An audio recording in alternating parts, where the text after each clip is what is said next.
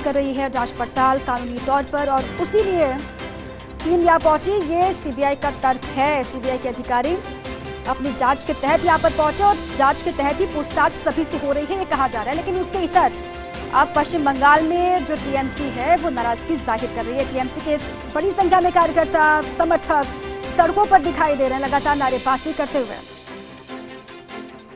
4 नेता गिरफ्तार। नारदा केस में टीएमसी के ममता सरकार मंत्री फिरहाद हाकिम, सुब्रत मुखर्जी, तमाम ऐसे नाम हैं जो सीबीआई के हिरासत में आती हैं, जिनसे लगातार पूछताछ हो रही है।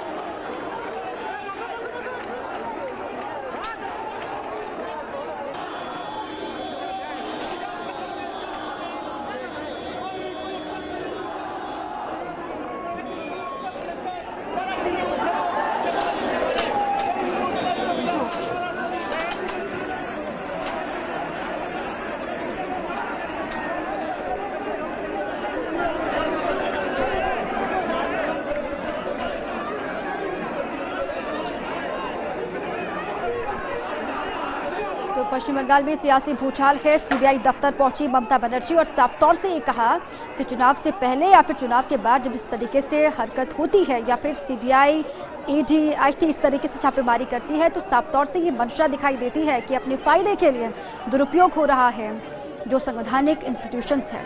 ये बड़ी खबर है। तमाम ऐसे लीडर्स हैं जो अभी भाजपा में शामिल हैं, उनका नाम भी इस पूरे केस में है। ये 2016 का पूरा मसला, ये स्टिंग 2016 में सामने आया। कहा यह गया कि 2014 में स्टिंग किया गया था। उसके बाद से ही लगातार जो तमाम आरोप लगाए गए तमाम लीडर्स पर, वक्त वक्त पर ये पूरा मसला गर्माता रहा। लेकिन अब चूंकि चुनाव हाल ही में संपन्न हुए पश्चिम बंगाल के, टीएमसी सरकार में है, अब इस तरीके से टीएमसी के जो मंत्री हैं उन पर कार्रवाई हुई है तो गुस्सा होना लाजमी है। ममता बनर्जी इससे पहले भी कई बार जो लीडर्स होते हैं उन पर कार्रवाई हुई है तो खुद धरने पर बैठ गई हैं। 2019 का ये मसला हो या फिर एक बार फिर से सीबीआई दफ्तर पहुंची है। इसी पर दिल्ली न्यूज एडिटर अदिति नागर मेरे साथ जुड़ चुके हैं। अदिति, अब जो सियासी भूचाल है वो आ चुका है पश्चिम बंगाल में, आर पार की जंग एक तरीके से छिड़ चुकी है।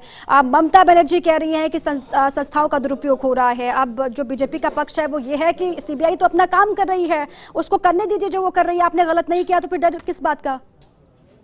बिल्कुल, आपको बता रहे हैं कि ममता में बंगाल में जो ये सवाल अब टीएमसी खड़े कर रही है कि अगर किसी मुद्दे पर मुकुल रॉय शुभेंदु पर एक्शन क्यों नहीं है। टीएमसी ने बीजेपी पर पलटवार भी किया है। और आपको बता दें साथ में कि बंगाल में नारदा केस में एक बार फिर सीबीआई ने जांच तेज कर दी थी। आज सुबह छापा हुआ और उसके बाद जांच एजेंसी ने सोमवार को कई जगह छापे मारे थे आज सुबह। इसके बाद ममता सरकार के 3 मंत्री देखिए फिरहाद हकीम, सुब्रत मुखर्जी, विधायक मदन मिश्रा और पूर्व मेयर चौवन चटर्जी से पूछताछ शुरू की। पूछताछ के बाद सभी को अरेस्ट भी किया और अब उन्हें कोर्ट में पेश किया जाएगा। सीबीआई कोर्ट ने इन चारों नेताओं की कस्टडी मांगी है। इस कार्रवाई के दौरान एक बार फिर केंद्रीय मंत्री और बंगाल सरकार के बीच तनातनी देखी गई है। और जैसा आप कह रही हैं कि अब दूसरे जो और नेता हैं उन पर कार्रवाई क्यों नहीं हो रही, उसकी सवाल किया जा रहा है। इसके अलावा अपने मंत्रियों से पूछताछ के दौरान ही बंगाल की मुख्यमंत्री ममता बनर्जी सीबीआई के दफ्तर पहुंची और उन्होंने रिपोर्टर्स जो वहां पर मौजूद थे उनके मुताबिक उन्होंने एजेंसी से कहा कि आप मुझे भी गिरफ्तार कर लीजिए एक काम। और सिर्फ टीएमसी नेताओं पर ही कार्रवाई क्यों हो रही है। भाजपा में गए मुकुल रॉय, शुभेंदु अधिकारी जो पहले इस मामले में अगर वो टीएमसी होते तो क्या उन पर तभी कार्रवाई होती, अब वो भाजपा में चले गए तो कार्रवाई क्यों नहीं हो रही है। तो इस तमाम तरह की चीजें उन्होंने कही है। उनके वकील ने ये भी कहा कि बिना नोटिस मंत्रियों और विधायकों को अरेस्ट नहीं किया जा सकता। इसके अलावा अभी छापेमारी के बाद सीबीआई दफ्तर लाया गया है और इससे पहले सीबीआई की टीम सुबह ही इन तमाम लोगों के घर पहुंची थी। थोड़ी तलाशी के बाद सीबीआई उन्हें अपने साथ ले जाने वाली थी और अब ये तमाम तरीके के नाटक यहाँ पर चल रहे हैं और राज्यपाल से भी इजाजत मांगी थी। हाल ही में सीबीआई ने पश्चिम बंगाल के राज्यपाल जगदीप धनखड़ से भी ये नारद सिंह मामले में इन चारों के खिलाफ मुकदमा चलाने के लिए अनुमति मांगी थी। अब देखिए सवाल जायज है कि अगर जो नेता जो इसमें अगर माने सस्पेक्ट भी थे और इसमें जुड़े हुए थे, अगर उनके लिए माना जाए कि वो बीजेपी में चले गए तो उन पर क्या कार्रवाई नहीं होगी।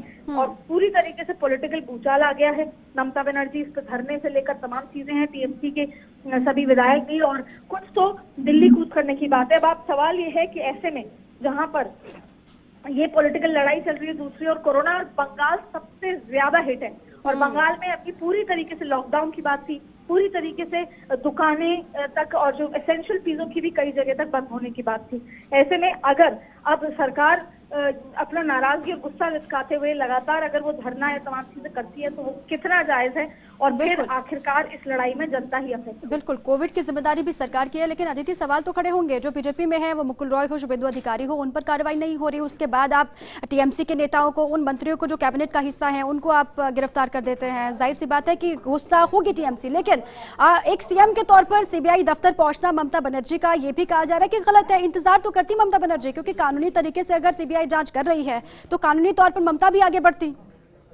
देखिए, कानूनी तौर से टीएमसी का मानना है कि कानूनी तौर से चीजें हो ही नहीं रही हैं। पहले अगर गिरफ्तारी है तो मंत्रियों की अगर गिरफ्तारी है तो उसका भी एक कानूनी प्रोसेस है, तो नहीं इसमें अपनाया गया है। यही वजह है कि ममता बनर्जी का देखिए तरीका हमेशा से इस तरह का था, और ममता बनर्जी इस समय तो वही कह सकते हैं कि वो अपने आप। चलो ठीक है दीदी, आपके पास मैं आती हूँ, लेकिन रिएक्शंस भी लगातार आ रहे हैं, वो सुनाते हैं पहले। चलिए, लगातार जो प्रतिक्रियाओं का दौर है वो भी लगातार आ रहा है। टीएमसी लगातार ये कह रहे हैं कि गलत हुआ, जो भी हो रहा है वो गलत हो रहा है, लेकिन बीजेपी का दावा ये है कि जो कर रही है सीबीआई वो कानूनी तौर पर ही कर रही है। आदित्य, अपनी बात पूरी कीजिएगा।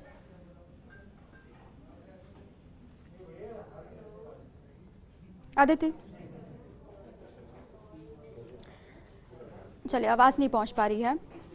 नारदा केस में टीएमसी के 4 नेता गिरफ्तार। अब लगातार सियासी तूफान वहां पर आ चुका है। बार बार ये कहा जा रहा है टीएमसी की तरफ से कि ये गलत हो रहा है। जो बीजेपी का हिस्सा है, जब 2016 में टेप सामने आया था तब वो लोग टीएमसी का हिस्सा थे, तब नाम सामने आया था। अब चूंकि वो बीजेपी का हिस्सा है तो फिर कार्रवाई क्यों नहीं हो रही है, उनको क्यों छोड़ दिया गया। और इसी पर एडिटोरियल एडवाइजर आशुतोष शर्मा जी हमारे साथ जुड़े हुए स्टूडियो से। आशुतोष जी, जो इस वक्त पश्चिम बंगाल में हो रहा है उसका सीधा सा मतलब क्या है? टाइमिंग को लेकर ये सवाल है कि टाइमिंग गलत है, और टीएमसी लगातार हमलावर है कि जो हो रहा है वो बदले की कार्रवाई है। असल में देखिए, निश्चित रूप से जो कार्रवाई हो रही है उसकी टाइमिंग पर तो सवाल है, लेकिन ये मसला कोई नया नहीं है। और जो बंगाल की अभी राजनीति और चुनाव हुए हैं उसको देखा जाए तो इस पर बीजेपी और तृणमूल कांग्रेस के बीच में ये पॉलिटिकल टकराव है, और इस टकराव में हिंसा का भी एक स्थान है। जिस तरह से बीजेपी इस चुनाव में इतना हाइप लेने के बाद में चुनाव हारी और बंगाल में वापस ममता बनर्जी की सरकार बनी, तो उसके बाद में अपने कैडर को सुरक्षित रखना और अपने समर्थकों को पार्टी में बनाए रखना, वो बीजेपी के लिए बहुत बड़ी चुनौती है। और उस जो मैं मानता हूँ कि अपने कैडर को संदेश देने के लिए बीजेपी ने कहीं न कहीं जल्दबाजी में ये कार्रवाई की है। आपको याद होगा कि जो सरकार बन रही थी, इसी बीच राज्यपाल ने 4 लोगों के खिलाफ मुकदमा चलाने की अनुमति दे दी थी। ये भी कोई सामान्य घटना नहीं है। और उसके बाद में अब तत्काल एक तरीके से अरेस्ट हुआ है या सीबीआई की कार्रवाई हुई है, रात को छापे पड़े हैं। तो तृणमूल का ये सवाल तो जायज़ है कि पहले नोटिस नहीं दिया गया और आनन फानन में इस तरह की कार्रवाई की गई, लेकिन ये कोई इशू। और दूसरा, जो तृणमूल कह रही है और विपक्षी दल भी कहते रहे हैं कि केंद्र सरकार और बीजेपी संस्थाओं का दुरुपयोग करती रही है। ये बात सही है कि जो जिस तरह से इन संस्थाओं में इस तरह काम हो रहा है, दुरुपयोग की बात नहीं है। जो भी केंद्र सरकार होती है वो दुरुपयोग करती है, लेकिन टाइमिंग को लेकर आपने देखा होगा कि चुनाव चल रहे हैं, कोई भी नेता नामांकन के लिए दाखिल करने जा रहा है और इसी बीच उसके इनकम टैक्स का छापा पड़ जाता है। तो बीजेपी के लिए अपने कैडर को ये संदेश देना इस समय जरूरी है कि हम आपके साथ हैं और हम कोई इसमें इस समय निसहाय नहीं है।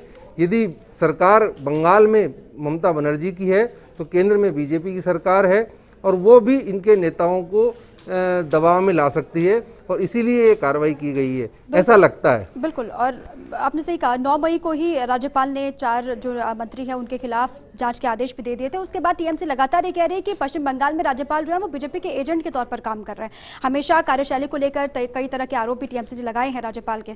लेकिन जो 2 बीजेपी में इस वक्त हैं, बड़े लीडर हैं, मुकुल रॉय भी हैं, शुभेंदु अधिकारी हैं, अब नजरें उन पर हैं। क्या उन पर भी कार्रवाई होगी? उनके पास भी जाएगी सीबीआई?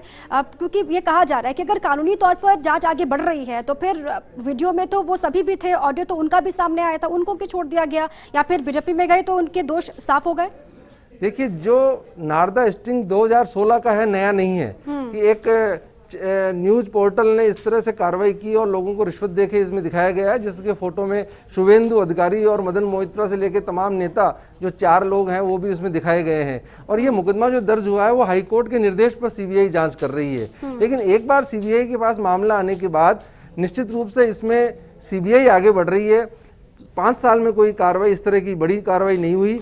और सबसे बड़ा सवाल है जिसका बीजेपी को जवाब देना है कि तृणमूल के नेता जो बीजेपी में चले गए, आप देखिए कि जिस समय पर मुकुल रॉय तृणमूल में थे उस समय उनको सीबीआई बुलाकर पूछताछ करती थी। उस समय पर वो ममता बनर्जी के बाद नंबर 2 के स्थान पर मुकुल रॉय थे।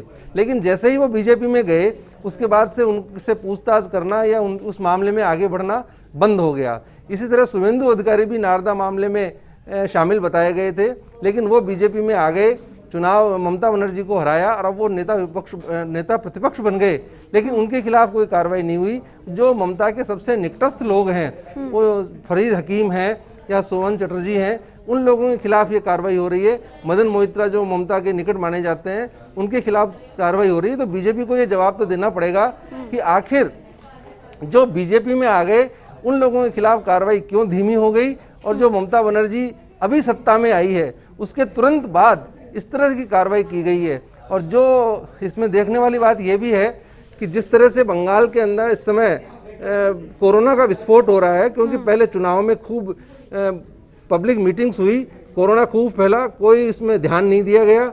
अब जिस तरह की बातें सामने आ रही है कि हर 3 आदमी में से 1 आदमी कोरोना पीड़ित है, उससे भी ज़्यादा संख्या हो सकती है। लॉकडाउन बाद में लगाया गया है और अब इस तरह से लोग सड़कों पे हैं और ये टकराव और बढ़ेगा तो पब्लिक का क्या होगा, कोरोना को कैसे प्रबंधन किया जाएगा। अब दोनों पार्टियां एक दूसरे के खिलाफ हैं। बिल्कुल, चुनाव में भी दोनों की गलती की वजह से ही हमने देखा कि लगातार चुनाव के बाद केसेस बढ़कर सामने आए। उसके बाद अभी चूंकि चुनाव खत्म है, लॉकडाउन का ऐलान कर दिया गया, उसके बाद सरकार के लोग सड़कों पर इस तरीके से उतरेंगे तो कोरोना के जो केसेस है उनमें इजाफा होगा, लोगों की जान में खतरा हो सकता है। इसको लेकर कई तरह के सवाल हैं जो पूछे भी जा रहे हैं, जिसका जवाब भी सरकार को ही देना होगा। लेकिन ममता बनर्जी सीबीआई दफ्तर पहुंचे, इसको आप किस तरीके से देखते हैं? क्योंकि संवैधानिक पद पर वो हैं, कहा यह जा रहा है कि संवैधानिक तरीके से जिस तरीके से जांच सीबीआई कर रही है उनको भी सहयोग करना चाहिए था, वो इंतजार करती घर पर बैठकर। देखिए, ममता बनर्जी जिस तरह की फायर ब्रांड लीडर हैं और सड़क की राजनीति करती हैं, उसमें बिल्कुल स्वाभाविक था कि उनके निकटस्थ 4 लोगों को सीबीआई ले गई। और यदि ममता बनर्जी इसमें स्ट्रांग रिएक्शन नहीं देती तो उनके कैडर में इसका गलत संदेश जाता। और आप देख रहे हैं कि जैसे ही ममता बनर्जी, और उनकी स्टाइल रही है कि फ्रंट पर जाकर के वो लड़ती हैं, तो तुरंत वो सीबीआई कार्यालय पहुंची है। और उसके बाद आप देख रहे हैं कि किस तरह से उनका काडर और लोग सड़कों पर आए हैं। तो ये अपने कैडर को संदेश देने की है। ममता बनर्जी इस बात को समझती हैं कि ये जो उनके एक कार्रवाई केंद्र सरकार ने की है उसको उनको 2 फ्रंट पर लड़ना होगा। कानूनी पक्ष अपनी जगह है, वकील वहां पर हैं, लेकिन दूसरी ओर उनको पॉलिटिकल लड़ाई भी लड़नी पड़ेगी। कानूनी लड़ाई वकील लड़ेंगे, लेकिन पॉलिटिकल लड़ाई का जो जिम्मा है खुद ममता बनर्जी ने संभाला है और इसीलिए वो सीधी सीबीआई दफ्तर पहुंची है, वहां पर रुकी हुई है। और यहां तक उन्होंने अपने जो फ्रंट से लड़ाई का मैं कह रहा हूं, उन्होंने अपने कैडर को संदेश देने के लिए ये तक कहा कि इन्हें गिरफ्तार करना है तो उससे पहले मुझे गिरफ्तार कीजिए। तो ये अपने नेतृत्व को उन्होंने दिखाया है। पहली मर्तबा नहीं है, सही कहा आपने, क्योंकि 2019 में भी हमने देखा था जब पुलिस के बड़े अधिकारी पर गाज गिरी थी या फिर उन पर कार्रवाई हो रही थी तो खुद जाकर सड़क पर बैठ गई थी, धरना भी दिया था। उसके बाद तमाम बड़े लीडर्स भी वहां पर पहुंचे। तो ये नीति हमेशा से रही है ममता बनर्जी की कि वो सड़क की राजनीति करती है। लेकिन इसके बाद अब क्या, जिस तरीके से टीएमसी भी कह रही है कि सरकार गिराने की कोशिश वहां पर केंद्र की सरकार कर रही है या फिर बीजेपी कर रही है, आपको भी ऐसा लगता है कि हो रहा है वाकई में? वहां पर जो कोशिश की गई थी, कर्नाटक में भी हमने देखा कार्रवाई हुई, एमपी में भी हमने देखा तमाम कार्रवाइयां की गई, उसके बाद अब पश्चिम बंगाल की बारी है।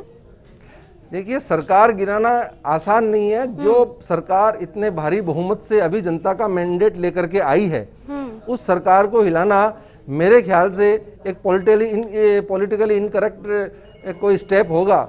लेकिन बीजेपी की समस्या यह है कि बीजेपी ने चुनाव से पहले इतना बड़ा हाइप बनाया और निश्चित रूप से 3 सीट और 10% वोटों से वो बढ़ के और आज 38% वोटों तक और 77 सीटों तक पहुंच गई।